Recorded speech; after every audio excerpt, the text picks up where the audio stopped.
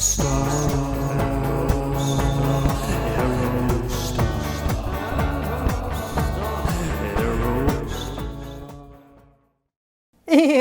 welcome back to Janky AF and Year of the Aerostar, episode number 68. Well, we have finally made it to our Mexico residency. I had a lot of it's a good problem to have, but I couldn't quite get to my Mexican Aerostar residency because I had a flood of listener, watcher, friend sent in videos or listings rather. We're getting off to a very janky start here, which is very on brand. Postings, classified ads of other Aerostars that they thought were noteworthy, so they sent them to me. I also thought they were noteworthy, and janky do thank you to everyone who sent one in. Please feel free to send more in. I always love seeing the unique Aerostars out there, some stuff I probably never would have found on my own, so really appreciate that. We are an interactive experience here on Janky AF as much as we can be. But now I've been wanting to do this forever because I just perused around a little bit in my day, and I noticed that in Mexico there were a lot of Aerostars. Now I'm not sure if they were made and sold natively in Mexico, but being manufactured in St. Louis, it's not that far to get down. And in a lot of these countries, Central and South America, a lot of older American cars will find their way trickling down there and get sort of a second or third or fourth life as a vehicle down in another country.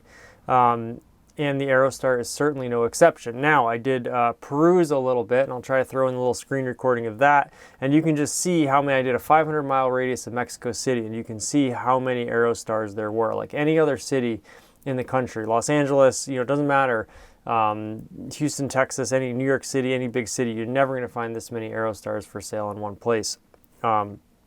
So I thought that was outstanding. I thought we needed to shout it out and give, credit. The other thing is a lot of really janky Aerostars, which I, being the proprietor of Janky AF and Janky Painting and Toilet Company, obviously appreciate. I love things that are, just have been rode hard and put away wet. When Jerry Seinfeld did his episode with Norm Macdonald, he did this old beat up Porsche Spider, 356, I believe, and he said, it's never been treated very well, but somehow it's just kept on going. And I love Norm Macdonald, love Seinfeld too, for that matter. And it was obviously an automotive thing. So when you look at all these Aerostars, look at this. I mean, I saw 4 red interior Aerostars. I just did my second red interior Aerostar in 67 episodes, and I saw 4 listed for sale in this radius. I'm holding up a 2 when I'm saying 4. And so, there may not be as rare as I thought, or just there's such a volume of Aerostars down there that it's an incredible amount and ratio of Aerostars, specifically with the red interior, and that just goes to show generally how many Aerostars there are down there.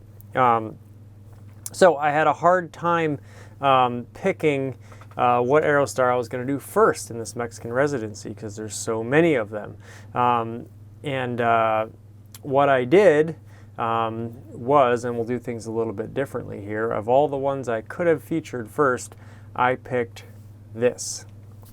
All right, and this is here we have a Aerostar 90 listed for free in Tezontepec de Aldama, Hidalgo, Mexico. Now, I do not speak Spanish, obviously, and I think Z's are actually pronounced differently. Or Z if you're Canadian. So I've butchered, I've butchered French on this channel. I have butchered Spanish already because, did I say Mexican there? I apologize if I said that. It's like when you say speak American. I have butchered Spanish already because there have been some Aerostars listed for Spanish, listed in Spanish. You see that from time to time, even in the United States, as we are a melting pot country of all peoples. But I wanted to pick like the jankiest one I could find, and this one's pretty high up there on the janky list. And also, I don't know if I've ever featured a free Aerostar. Occasionally you will see vehicles for free, and even a free Aerostar. This is free. This is free 99, as they used to say. This is yours if you want it. Of course, for me, that would mean traveling across the country into another country and somehow conducting a transaction and somehow getting this thing back, which, you know, would probably cost me like $10,000 to do. So this is actually $10,000 for a, you know, basically scrap-worthy, not that any Aerostar is ever scrap-worthy, but in most people's eyes, scrap-worthy Aerostar. So, you know, free sometimes has its limits. However, if you were in the area, or you know, my dream would be like to take like a tractor trailer down and get like 6 of these things and bring them back and make it worth my while. I would take every Aerostar I could possibly get, you know, given no financial or time constraints. So, but this is an interesting one. I was looking forward to doing a currency translator, because you'll find, and this is probably the best example of being a free Aerostar, but a lot of these Aerostars significantly cheaper. Now they're going to scare you off with these big numbers like 32,000, but that's obviously the different currency. And just perusing through a few of them, I've seen that the prices are very, very reasonable. You know, like a lot of countries that are not America and not Western Europe, things are significantly cheaper. Commodities specifically are significantly cheaper. It's why a lot of Americans like to travel to these locales, because your dollar goes further, as they say. So, but today we will not be translating, because zero is zero just about anywhere you go. So this is a free Ford Aerostar, and I thought that was cool too. So details, more butchering of a foreign language. Estándar original, por partes, más información y inbox. And that's, I'm sort of getting myself started on an easy one too. I mean, there's a lot of cognates in Spanish. A cognate is a word that's basically the same 2 languages. I don't know what estándar means, original, maybe it's mileage. Por partes, obviously 4 parts. More information. Inbox, which is not even a cognate, that's just English. So we can, just for fun, hit the translation button. Original standard. Oh, estándar. I wonder if that means, you know, because, and this is what I will see now. I'll give away the, you know, special reason I chose it as well, among others, is this is a manual transmission Aerostar. Also a rare feature here on Year of the Aerostar and in the Aerostar community worldwide. So I thought that was cool too. This is a manual transmission Aerostar. And I love this picture. You know, it was a novelty at first, but now I find myself doing a lot of interior shots as the thumbnail. Excuse me, I have a hair that's getting in my eyeball here on Year of the Aerostar. So maybe there it goes. Pardon me while I grasp at what looks like nothing on my face. As I was saying, beautiful, obviously pre-facelift version Aerostar, 1990. You're still in the original interior till about 92. So just a brilliant sort of cornucopia of blue patina and jankiness overall. And so what I was saying is I might make my YouTube thumbnail what do you call it, an interior shot as opposed to an exterior shot. Although I have to say this would give it a good run for its money. Perhaps I'll post a poll and ask which I should use for the thumbnail, because this is pretty darn good too, I have to say. Sort of with your tailgate open here, sort of looks like it careened, you know, somewhat into a ditch or something, and maybe it was left there. I love how the tailgate is opened with this great prop rod here. And, you know, as you can see, a great color combination, navy blue over silver. A lot of times you would see the sort of two-tone with navy blue and silver with, you know, one dominant color in the middle here. I quite like this navy blue over silver. I think it's quite regal. I think it's quite nice. And it's hard to call something in this state of jankiness regal, but, you know, I'm going to try it. No windows anywhere. Looks like your front and rear bumpers have both been significantly damaged and or are totally removed. As we go back to this beautiful shot of the interior. Now here we have a strange apparatus that seems to be hopefully not holding the shift lever together, and a beautiful bottle of water there. Looks like you're, you know, now this is interesting too. Another interesting thing, you know, even in a just pile of metal that used to be called an Aerostar, there's things to look at and things to sleuth and do some Aerostar sleuthing. Now this looks like the original, this looks like the same shift knob I have on mine. I think when they went to it's still a Mazda transmission, but 93 forward or maybe 92 forward, there's a different shift lever and it's more of a rounded head and not so much squared off like this one. And I think I don't think it has this little insert here with your gears. I think it's like printed directly on the plastic ball knob. I don't know which I prefer. I would like one of each. I would like to get, and I think even the shift boot and I think the stalker is at like a slightly different angle. So I would like to get one that has each. I would like to get a more modern, like 93 and above standard transmission. Now those are very hard to find because I believe they phased out the standard transmission around, anywhere from 94 to 95, something like that. So those are quite a rare bird. A blue interior, also a novel thing on an Aerostar, and I love the pre-facelift interior that when it's blue. Now my good buddy Evan has a blue 86 manual transmission Aerostar that I actually sold to him. And that has the wonderful blue interior, and it looks just like this. And it's almost a two-tone blue, which is really nice. Now, interestingly, his does not have a glove box. And I'm not sure if it was ripped out or it was just never there to begin with. That's some interesting Aerostar trivia. If anyone knows if an Aerostar ever came sans a glove box with a glove box delete option, please let me know. But the beautiful, pre-facelift wheel, super simple, no airbag, a wonderful shape, really, quite a modern shape, and it fits perfectly in line. It almost looks like a Star Trek logo or something. It fits perfectly in line with sort of the Aerostar sort of space age ethos. I think a really underrated steering wheel and plenty of visibility to your gauge cluster and the road out in front of you. Obviously, you're missing some parts here. There's a big square center console that's supposed to be here that's missing. That was probably parted out for some other application. But I just love all the dirt and grime and patina. This thing has probably performed a lot of work in its life. And this could be a derby car.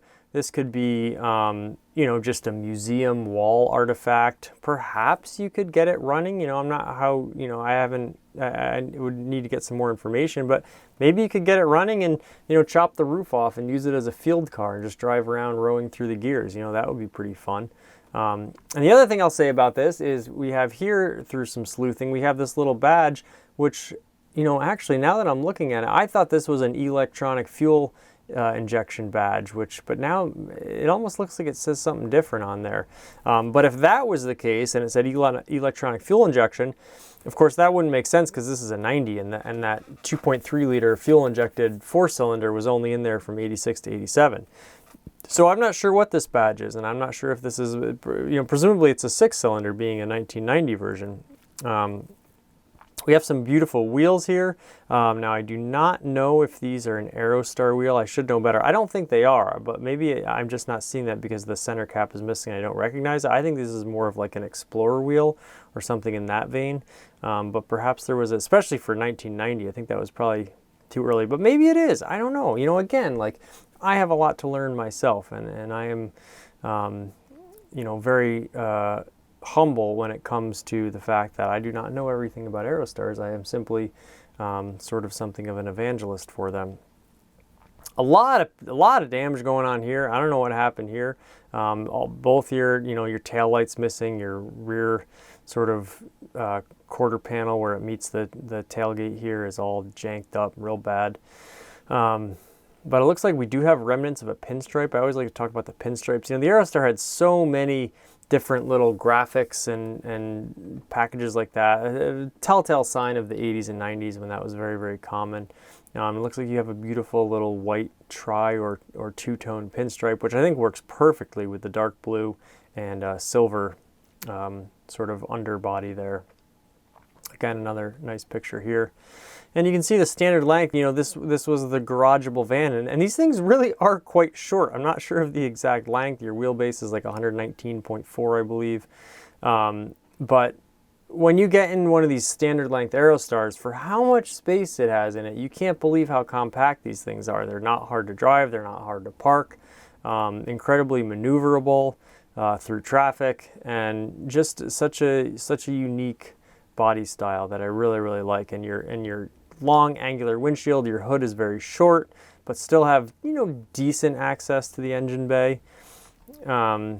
Because the engine, you know, almost comes into the cabin via your dog door where you can access further things. So again, we see, you know, when you strip this thing down, take all the windows out, you can really see it's sort of like the essence of its shape and its form. And you can see what just brilliant use of space that it is. So much room in the back here, and yet a very, very compact design. I really, really, you know, like the look of this thing, even though it's quite janky. You know, I would probably make it some sort of safari vehicle, keep the windows open, have it like an open air cruiser. I'm not sure if you could get it registered and inspected. You know, in some of these states here in the US, particularly New York, where I live currently. But just a beautiful, beautiful van. Only 3 pictures, but I gotta say, it kind of tells the whole story. I would like more, of course, and of course we don't have any that are really, you know, framed perfectly, but I am partial to this one quite a bit, because it looks like it's, you know, you have sort of a jungle atmosphere, and it looks like it sort of ended up here and then never left. You know, went camping and never came home, which is unfortunate, but there you have it. So that's a little brief, you know, foray into what hopefully will be a week's long. I mean, you know, Lord knows there's plenty of Aerostars to talk about here in Mexico. Now, perhaps I get distracted or see something along the way in another area that takes me away from it. But I think we'll be down here for a little while, and there's plenty of Aerostars to talk about, and lots of janky ones. Now, I think just from anecdotally, I think a lot of them are earlier ones too, which in the United States you see a lot of 94 through 97. You know, you see a lot of, occasionally an 87 or, you know, a 90, 91 will pop up, but a lot more of the later ones. In Mexico, I see a lot of, like, you know, 87s, 88s, 89s, 90s.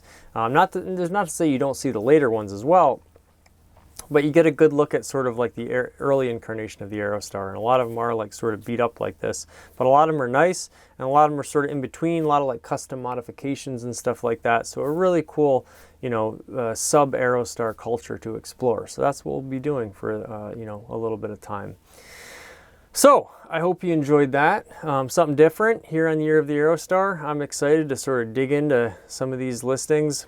And I thought this was just a nice one to start out with this very, very janky Aerostar 90 for free, which of course is a 1990 Ford Aerostar. There you have it. Thank you so much for joining us here on Year of the Aerostar. As always, thank you so much for your comments. Thank you for your requests or sharing of Aerostars that, you know, you think I might be interested in. Spoiler alert, I always am interested in them. And we'll have another one for you very soon. And until then, Janky do Thanky.